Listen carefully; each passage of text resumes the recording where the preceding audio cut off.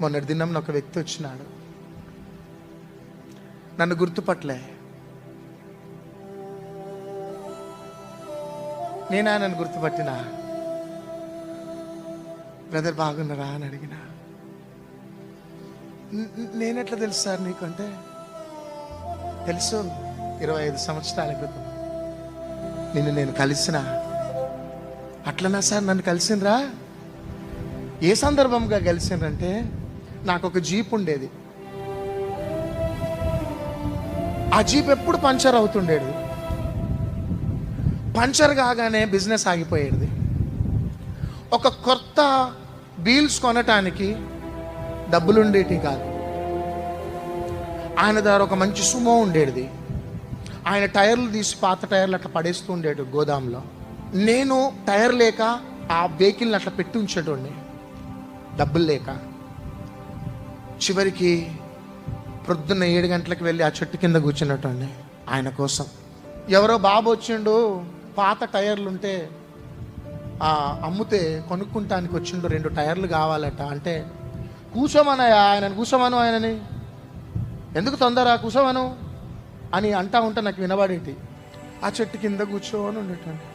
7 గంటలకు పోతే 10 గంటలకు వచ్చేటోడు ఆయన.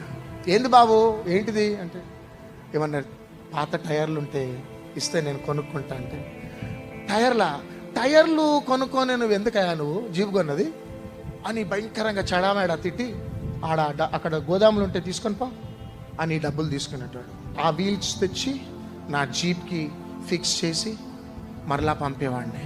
ఆ వ్యక్తి మొన్న తన కుటుంబంతో పాటు శనివారం వచ్చిండు. మా భార్యకి బాగలేదండి, ప్రార్థన చేయరా అని వచ్చినాడు. అప్పుడు ఆయన చూసి నా టైర్లు గుర్తుకొస్తున్నాయి, నా చెట్టు కింద కూర్చున్నది గుర్తుకొస్తుంది. అప్పుడు నేనన్నా, 27 సంవత్సరాల క్రితం ఒక చెట్టు కింద ఒక యవనస్తుడు కూర్చున్నాడు చూడు, ఆ యవనస్తుడిని నేనే. వా, టైర్ల కోసం వచ్చింది నువ్వేనా? అవును నేను. 2 టైర్లు నీకు ఇచ్చిన, తిట్టుకుంటూ ఇచ్చిన నువ్వేనా? అవును నేను.